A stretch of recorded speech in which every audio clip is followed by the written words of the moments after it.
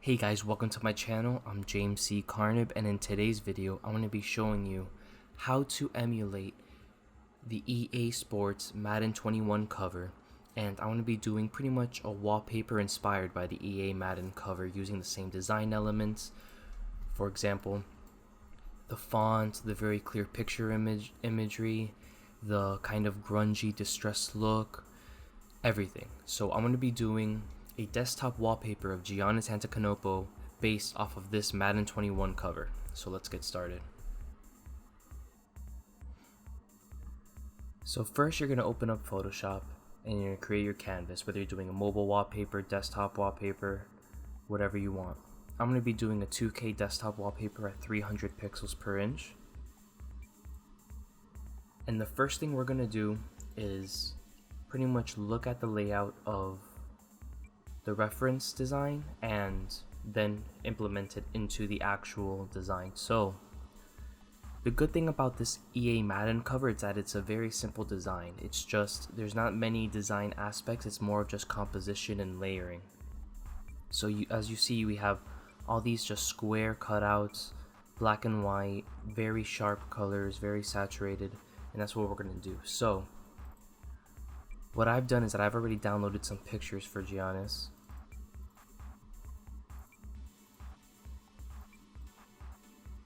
And I've decided that I want this one to be the main one, this image to be the main image.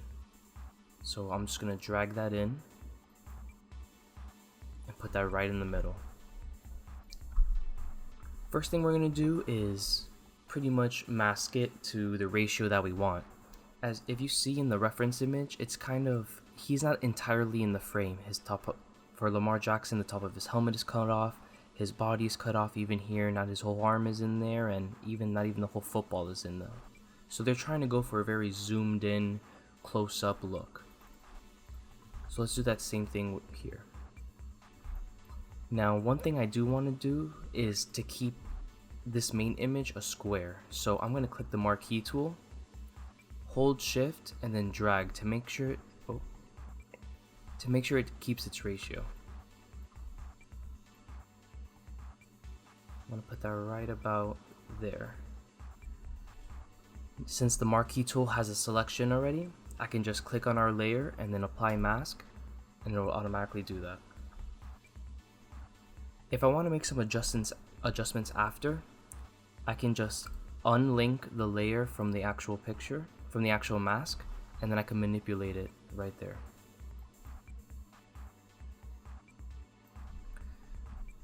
And if I want to manipulate the mask only, then I can click the mask and not the layer.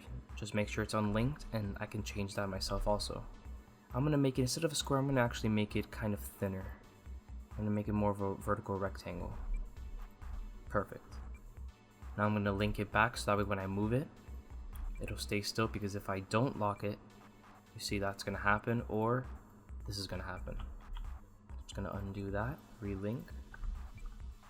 Let's put that right in the middle.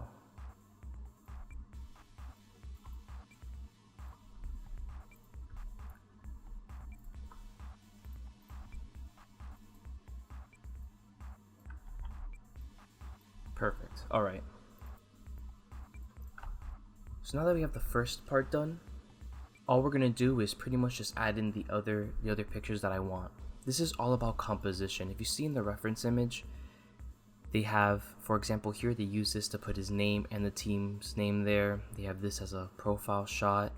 I love this picture here where he's coming out in the back. They have an action shot of him here, a post shot here, an action shot here. So you have to pay attention to the composition of the pictures that you're picking.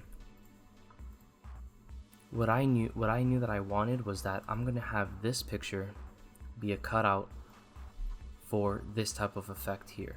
So let's do that one next. So for this one, I'm actually going to open it in a separate file. So right click, open with Photoshop, and I'm going to mask him out so I can have just his face.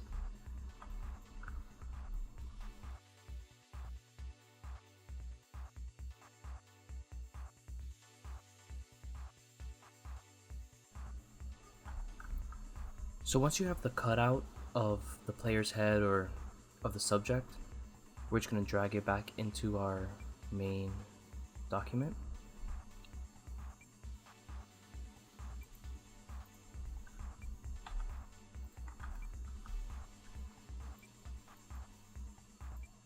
And then we're going to position it.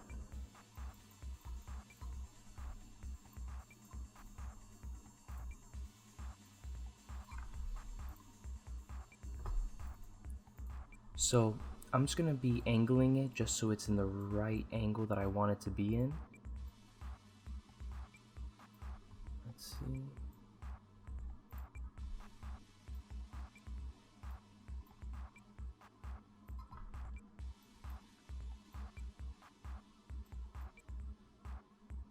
Perfect. I'm going to have it right there.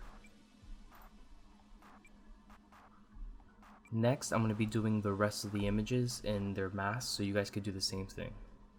And then after I put all the compositions together, then I'm going to start color correcting and editing the colors and everything.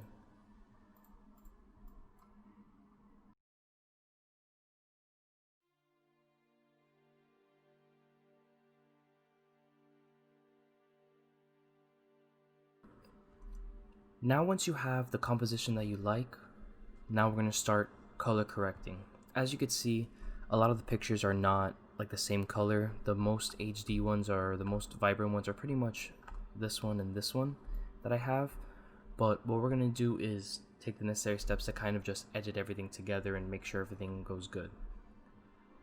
So the first one I'm going to do is this actually, you know what? The first one I'm going to do is this middle one because I'm going to use that as a reference. So once you have everything in place, all your layers in place, I recommend naming the layers just to make it easier for when you convert them to smart objects. So I'm going to name this one main center. Then I'm going to right click, convert to smart object, filter, camera raw filter.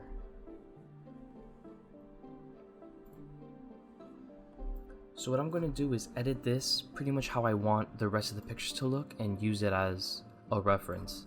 Since in the example the colors are very saturated, it's very bright, it's a very vibrant look, I'm just going to try to emulate that with some of these sliders.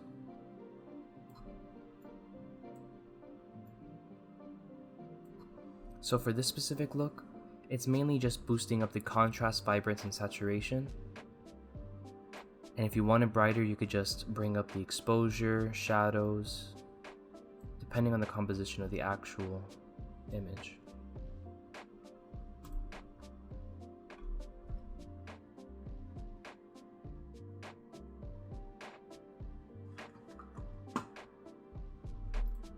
Once I do that, I'm just gonna kind of drag this to the left a little bit, drag the entire composition or the entire canvas to the left.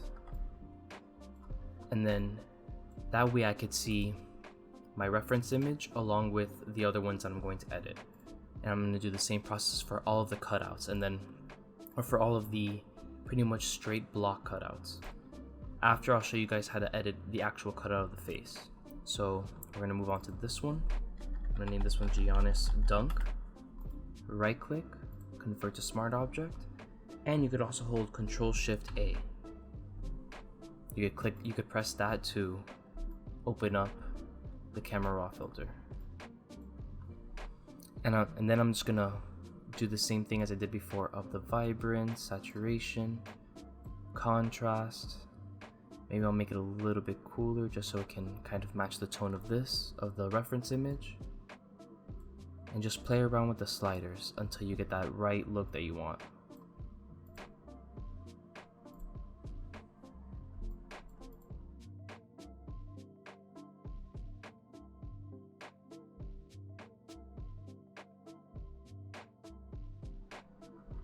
Once you have all your square cutouts edited, a good tip is pretty much to make sure you have clarity, texture, and dehaze.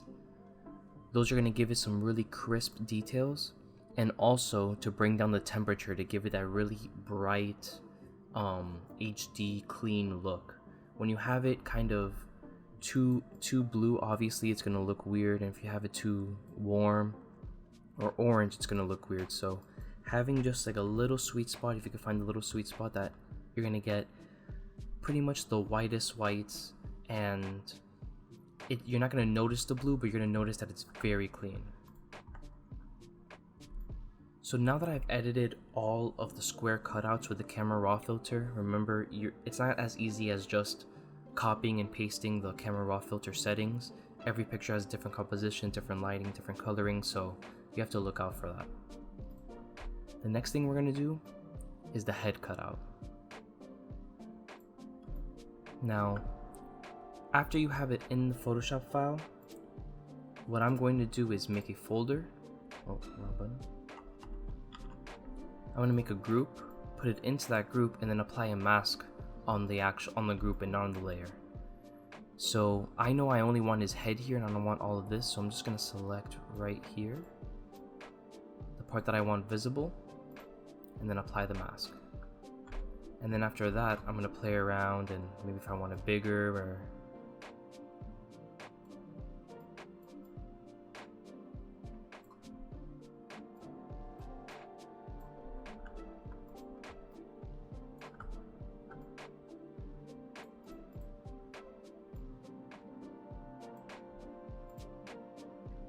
perfect.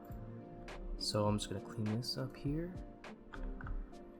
After that, I'm going to go back to my layer and I'm going to fix up the hair a little bit here. Hair is always the hardest part in Photoshop. You can use multiple tools, for example the select and mask tool there, and I'm going to use the second tool and kind of just fix up the hair a little bit.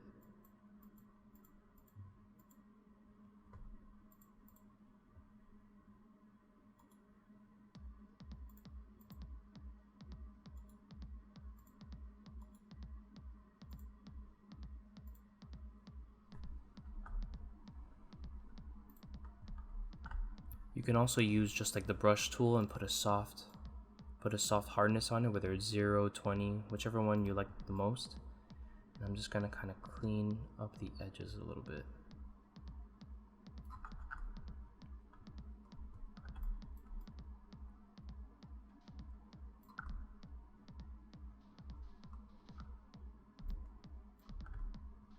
Okay.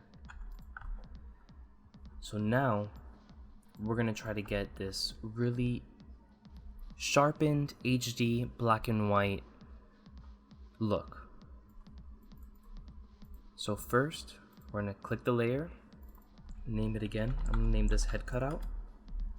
Right click, convert to smart object.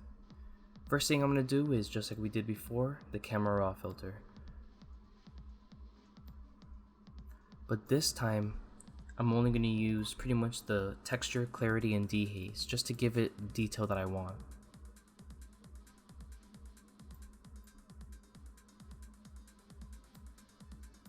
Maybe a little bit of vibrance and saturation just to kind of differentiate the colors once I apply the black and white.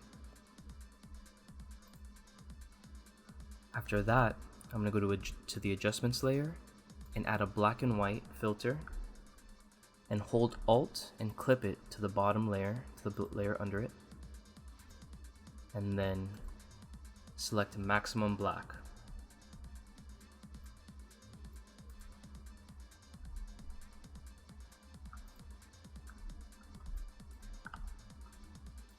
So now with maximum black, as you can see, it already does the black and white look, but I'm going to want it to be a little bit darker. So I'm going to add another layer. I'm going to put levels, link it to the layer, and I'm just going to play around with some of the sliders.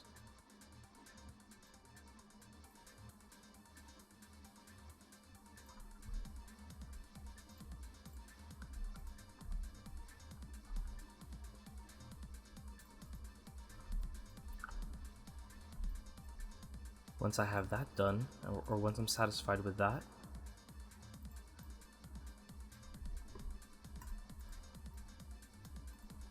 I'm going to go in, click the smart object, filter, and then sharpen, smart sharpen. Now you can use various I normally suggest playing around with the sliders. I kind of have these preset already. These are just kind of values that I like and that I've always used. So I'm just gonna stick with that. But you can feel free to change them around, play around with them.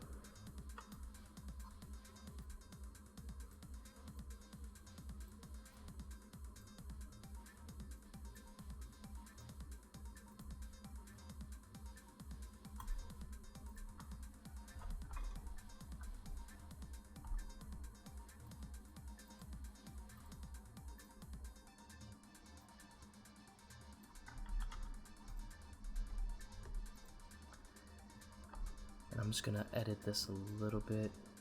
I want it to be a little bit bigger. Alright, there you go.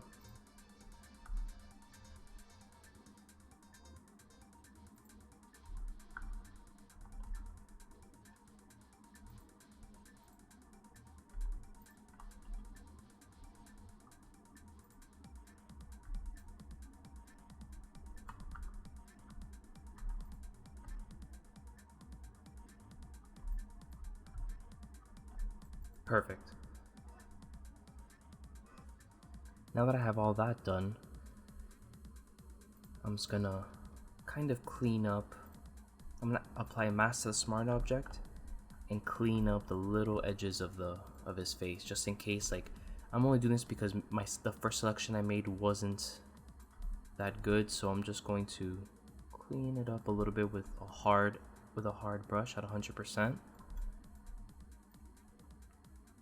Just on his face. You're not going to want to do this on the hair because the hair is always a little bit softer.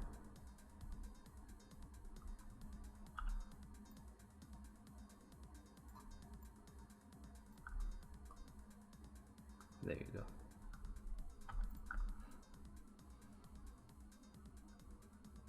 Perfect. Now after this, we're going to start adding in some of the more other design elements. So, for example, the fonts, this typeface, some of the sayings, and even maybe these little play call things, some arrows and some circles. Hey guys, thank you for watching part 1 of the EA Madden inspiration walkthrough. Part 2 is up next, so make sure you watch that to watch how the design finishes. But while you're at it, please like and share this video on Facebook, Twitter, Instagram, anywhere you like, and follow my social media channels. Thank you so much, and watch out for part 2.